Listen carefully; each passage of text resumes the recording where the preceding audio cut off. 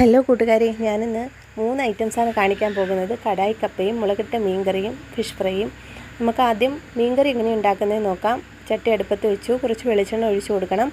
ഒരു പിടി ഉലുവ ഇട്ട് കൊടുത്ത് ഞാൻ 8-10 ചുവന്നുള്ളി എടുത്തിട്ടുണ്ട്. അതും ഒരു പീസ് ഇഞ്ചിയും 3-4 അല്ലി വെളുത്തുള്ളി ഇട്ട് നന്നായിട്ടൊന്ന് വഴറ്റിയെടുക്കണം. നല്ല ഏകദേശം ഒരു ബ്രൗൺ കളർ ആകുമ്പോഴത്തേക്ക് കുറച്ച് കറിവേപ്പില കൂടി ഇട്ട് കൊടുത്തതിന് ശേഷം തീ ഒന്ന് കുറച്ച് കൊടുത്തിട്ട് നമുക്ക് പൊടികൾ ഇട്ട് കൊടുക്കണം. 1 സ്പൂൺ മഞ്ഞൾപ്പൊടി, 3 സ്പൂൺ മുളക് പൊടിയാണ് ഞാൻ ഇട്ടത്, 2 സ്പൂൺ മല്ലിപ്പൊടി. ചാറൊന്ന് കുറച്ചുകൂടെ ഒന്ന് തിക്കായി വരാനാണ് നമുക്ക് ഈ പൊടികളെല്ലാം കൂടി ഇട്ട് നന്നായിട്ടൊന്ന് ചൂടാക്കിയെടുക്കുക. ചൂടാക്കിയെടുത്ത് തണുപ്പിക്കാൻ വെച്ച ശേഷം നമുക്ക് മിക്സിയുടെ ജാറിലേക്കിട്ട് നന്നായിട്ടൊന്ന് പേസ്റ്റ് രൂപത്തിൽ അരച്ചെടുക്കണം. ഇനി നമുക്ക് മീൻകറി ഉണ്ടാക്കാം. ചട്ടി അടുപ്പത്തേക്ക് വെച്ചിട്ട് വെളിച്ചെണ്ണ ഒഴിക്കണം. കടുക്, വറ്റൽമുളക്, കറിവേപ്പില, ചെറുതായിട്ട് അരിഞ്ഞു വെച്ച പച്ചമുളകും ഒരു തക്കാളിയും കൂടിയിട്ട് നന്നായിട്ടൊന്ന് വഴറ്റിയെടുക്കണം. ഇനി ആ പേസ്റ്റ് നമുക്ക് അതിലേക്ക് ഒഴിച്ച് കൊടുക്കേണ്ടതായിട്ടുണ്ട്. കഴുകി കുറച്ച് വെള്ളം കൂടി ചേർത്ത് നന്നായിട്ട് ഒഴിച്ചിട്ട് 3-4 അല്ലി പെനമ്പുളി ഞാൻ ഇട്ട് വെച്ചിട്ടുണ്ടായിരുന്നു. പെനമ്പുളിയും കൂടെ ചേർത്ത് ഒന്ന് ഇളക്കി കൊടുത്ത് കറി നന്നായിട്ടൊന്ന് തിളച്ച് വരുമ്പോൾ നമുക്ക് കഴുകി വൃത്തിയാക്കിയ മീൻ അതിലേക്ക് ഇട്ട് കൊടുക്കണം.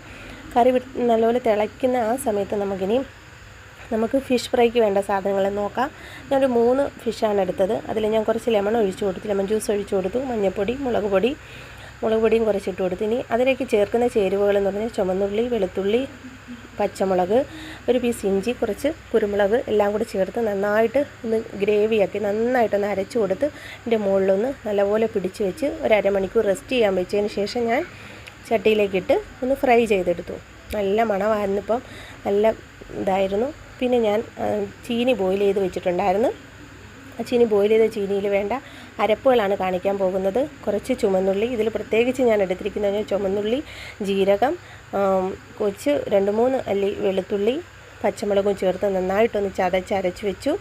കടായി എടുത്ത് അതിലേക്ക് കടുക് വറുത്തതിന് ശേഷം ഈ ചതച്ച് വെച്ച ചേരുവകൾ ജീരകവും കുറച്ച് ചുമന്നുള്ളി കുറച്ചുകൂടെ നന്നായിട്ട് എടുത്തിട്ടുണ്ട്. അതാണ് ഇതിലെ പ്രത്യേകത എന്ന് പറയുന്നത്.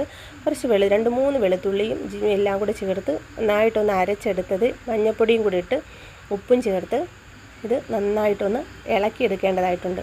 നല്ല രീതിയിലൊന്ന് ഇളക്കി നല്ല ഇതിനകത്ത് ഈ കടായി കപ്പയിലെന്ന് പറഞ്ഞാൽ ചുമന്നുള്ളിയാണ് ഞാൻ കൂടുതലും ചേർത്തിരിക്കുന്നത്. ആ ചുമന്നുള്ളി ചേർക്കുമ്പോഴേ അത് പ്രത്യേക ടേസ്റ്റ് എന്ന് പറയുന്നത്.